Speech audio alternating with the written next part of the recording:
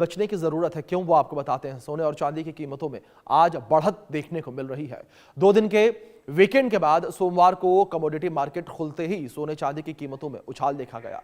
India Boolean and jewellers association के मुताबिक आज फिर 24 कैरेट वाले 10 ग्राम सोने की कीमत 15,05,593 तक जो है वो पहुंच गई है। आप समझिए, जो कि बीते कारोबारी दिन यानी कि 6 फरवरी की शाम को 1,52,078 रुपए प्रति 10 ग्राम पर थी। तो वहीं चांदी के रेट में भी भारी उछाल देखने को मिला है और चांदी का भाव आज जो है 2,61,755 रुपए प्रति किलो पर है, जो बीते शुक्रवार शाम को 2,44,929 रुपए पर था। आइए जानते हैं कि आज जो है क्या है सोने और चांदी का लेटेस्ट रेट, किस तरीके से सोने और चांदी के जो दाम हैं उनमें बदलाव देखने को मिला है। ये बदलाव जो है बढ़ते दाम की ओर है या घटते दाम की ओर है, इसको लेकर जानकारी आप तक पहुंचाएंगे। लेकिन हाँ, अगर सोने और चांदी के दाम को लेकर बात करें तो सोने और चांदी के दाम में स्थिरता नहीं है। लगातार सोने और चांदी के दाम में एक अस्थिरता देखने को मिल रही है। लेकिन हाँ, ये जरूर कहा जा सकता है कि सोना और चांदी जिस तरीके से महंगा हुआ है, ये लोगों की पहुंच से अब दूर होता हुआ नजर आ रहा है। लगातार सोने और चांदी जो है वो लोगों की पहुंच से अब दूर हो रहे हैं, क्योंकि लगातार सोने और चांदी के दाम में भारी तेजी जो है वो देखने को मिली है। चलिए, अब जो भारत के प्रमुख शहर हैं, उन प्रमुख शहरों में जो सोने की कीमत है वो क्या है वो आपको बताते हैं ग्राफिक्स के माध्यम से। बिग वॉल पर आप तक ये जानकारियां पहुंचा दें 6 बड़े शहरों को लेकर। और सबसे पहले बात दिल्ली को लेकर करेंगे। 1,56,750 रुपए 24 कैरेट सोने का दाम है। चेन्नई में 1,57,310, पटना में 1,56,650, लखनऊ में 1,56,000 से ऊपर है।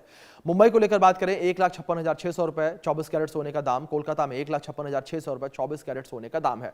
अब बात करते हैं 22 कैरेट को लेकर, जहां चेन्नई में 1,44,200, पटना में 1,43,600, दिल्ली में 1,43,700, मुंबई में 1,43,550, कोलकाता में भी 1,43,550 22 कैरेट सोने का दाम, पटना में 1,43,600 और लखनऊ में 1,43,700 रुपए। तो कुछ इस तरीके से ये सोने के दाम है 24 कैरेट और 22 कैरेट के। ये प्रमुख शहर हैं कुछ भारत के, उन प्रमुख शहरों को लेकर ये अपडेट, ये आंकड़ा हमने आप तक पहुंचाया है कि किस तरीके से यहां पर सोने का रेट है। अब पिछले 5 दिनों में चांदी की कीमतों को लेकर बात करें तो किस तरीके से रही, आप देखिए किस तरीके से चांदी के दाम थोड़े कम हुए हैं। 4 फरवरी को 3,20,000, 5 फरवरी को 3 लाख, 6 फरवरी को 2,75,000, 7 फरवरी को 2,85,000 और 8 फरवरी को जो रेट है उसमें कोई बदलाव देखने को नहीं मिला, यानी कि स्थिरता देखने को मिली। 2,85,000 पर रेट जो है वो बना रहा है। तो आप समझिए किस तरीके से सोने और चांदी के दाम को लेकर बात करें तो सोना और चांदी लगातार महंगे होते हुए नजर आए हैं। अब अपडेट कुछ और पहुंचाते हैं आप तक। अगर हम आज के दाम को लेकर बात करें, सोना जो है वो 1,55,000 के पार है, चांदी जो है वो 2,61,000 के पार है, यानी कि चांदी के दाम में कल के मुकाबले थोड़ी सी कमी जो है वो देखने को मिली है। तो ये सोने और चांदी के आज के दाम है, यानी कि आज सोना और चांदी कितने रुपए पर जो है व्यापार करता हुआ नजर आ रहा है। और इसी विषय पर बातचीत के लिए हमारे साथ एक खास मेहमान जो है वो जुड़े हुए हैं। हमारे साथ अर्थशास्त्री डॉक्टर शरद कोली जी जुड़े हुए हैं। डॉक्टर शरद जी, आपका बहुत स्वागत है सबसे पहले तो इंडिया न्यूज पर। डॉक्टर शरद, मैं आपसे समझना चाहूंगा, अगर सोने और चांदी के दाम को लेकर बात करें सर, सोने और चांदी के दाम में स्थिरता कहीं से कहीं तक नजर नहीं आ रही है, क्या सही समय होगा आपके हिसाब से सोने और चांदी में इन्वेस्ट करने का? नमस्कार अभिषेक, आपको और इंडिया न्यूज के सभी दर्शकों को। देखिए, सोने और चांदी में पहली बात जो निवेश करना चाहते हैं, पहली बात तो डिस्क्लेमर देना चाहूंगा कि वो अपने इन्वेस्टमेंट एडवाइजर से सलाह करें। आप और हम जो बात कर रहे हैं वो दर्शकों के लिए एक एनालिसिस कर रहे हैं। मुझे लगता है जब जब इसमें करेक्शन आए तो सोना अभी भी लॉन्ग रन में बुलिश है। इसको आप अगर 3 से 5 साल के लिए रखते हैं तो आपको ये अच्छा रिटर्न दे सकता है। जो ये अस्थिरता आपको दिखाई दे रही है बार बार, इसको हम वॉलेटिलिटी कहते हैं, उतार चढ़ाव, लगातार गिर के $4600 तक आता है। मैं क्योंकि इसकी प्राइस डिस्कवरी कॉमेक्स में होती है न्यूयॉर्क में, तो इसलिए मैं यूएस डॉलर की बात कर रहा हूँ। $4600, फिर उसके बाद 4800, फिर 5000, फिर नीचे आता है, फिर ऊपर जाता है। इसका कारण वैश्विक है और वैश्विक कारणों में हम जाएं तो अमेरिका और चीन के बीच में एक ट्रेड डील की संभावना जताई जा रही थी, उसकी वजह से ये नीचे आया। उसके बाद रशिया यूक्रेन की संधि की बात चल रही थी, तब नीचे आया। ईरान पर संकट टलने की बात करी थी, नीचे आया। इसके बाद फिर ये डील नहीं होती दिखाई दे रही है तो वापस ऊपर चला गया। इसी प्रकार ईरान के ऊपर अभी भी खतरे के बादल मंडरा रहे हैं। जो 6 फरवरी की बातचीत हुई है अमेरिका और ईरान की बीच में, मध्यस्थता के बीच, वो बातचीत सफल नहीं रही है अभी तक जो खबरें आ रही हैं। फिर वापस ऊपर चढ़ गया। तो कुल मिला के भू राजनीतिक यानी कि जियो पॉलिटिकल और जियो इकोनॉमिक कारणों से ये ऊपर नीचे जा रहा है और इनमें बहुत ज्यादा चंचलता बनी हुई है। ये सोने के लिए कहना चाहूंगा। चांदी और सोने दोनों में सट्टेबाजी बहुत होती है, स्पेकुलेशन जिसको हम कहते हैं, स्पेकुलेटिव कॉन्ट्रैक्ट्स, यानी कि बिना सोना लिए दिए सिर्फ कॉन्ट्रैक्ट्स खरीदे बेचे जाते हैं और ये टनों के हिसाब से काम किया जाता है। इसकी वजह से जब जब मंथली एक्सपायरी आती है उस कॉन्ट्रैक्ट की, तो भारी मात्रा में बेच और खरीद होती है। तो इस वजह से भी आपको यह अनिश्चित देखी जा रही है। पर अब ऐसा नजर आ रहा है कि सोने में करीब 1,50,000 और 1,55,000 प्रति 10 ग्राम एक बेस प्राइस बन रहा है। तो जो भी निवेशक करना चाहते हैं, अगर वो लंबे वक्त के लिए थोड़ा थोड़ा करके करें, एक साथ ना करें। जब जब करेक्शन आए, हर महीने जब करेक्शन दिखे तो थोड़ा थोड़ा करके करते जाए और लंबे वक्त तक रखें। दिक्कत क्या आ रही है अभिषेक, के लोग इसमें निवेशक बन के आ रहे हैं और ट्रेडर बन जाते हैं, यानी कि वो बहुत जल्दी जल्दी खरीद बेच शुरू कर देते हैं। वहां गड़बड़ हो जाती है, उसमें उनका नुकसान भी हो जाता है।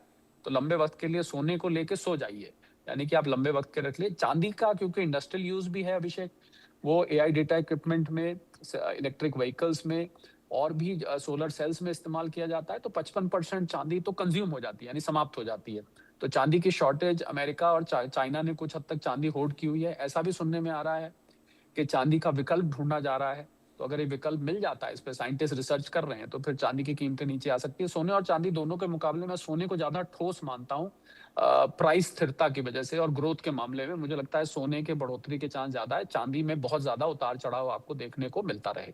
जी अभिषेक जी, शरद जी, दूसरी जिस तरीके से आपने अभी सोने को लेकर बात कही है, एक रिपोर्ट में यह भी कहा गया कि सोना जो है वो आने वाले समय में 7 लाख रुपए तक पहुंच सकता है। आप किस तरीके से देखते हैं इस रिपोर्ट को? देखिए, जेपी मॉर्गन की रिपोर्ट है। ये एक अंतरराष्ट्रीय इन्वेस्टमेंट बैंक है। हम सब जानते हैं जेपी मॉर्गन दुनिया का बड़ा फेमस बैंक है। उन्होंने बड़ी भारी मात्रा में सोना ले रखा है और उनका ऐसा कहना स्वाभाविक है। मेरा ऐसा मानना है अभिषेक कि सोने के बारे में किसी भी एक कीमत की भविष्यवाणी करना उचित नहीं रहेगा। उसका कारण है। कारण भले ही ये 7 लाख पहुंच जाए, मैं तब भी भविष्यवाणी नहीं करूंगा। मैं ये भी नहीं कहूंगा अगले महीने ये 3 लाख हो जाएगा, उससे अगले महीने 5, मैं ये कभी नहीं कहूंगा। क्योंकि जिन कारणों से सोना ऊपर और नीचे जाता है या सोना चांदी ऊपर और नीचे जाते हैं, इससे बेहतर यह है कि निवेशक उन खबरों पर नजर रखें। इंडिया न्यूज देखते रहें, वहां पर खबरें आती रहती हैं। तो अगर आप उन खबरों पे नजर रखेंगे तो आप खुद उसको पहचान पाएंगे। सोने की कोई बैलेंस शीट नहीं होती।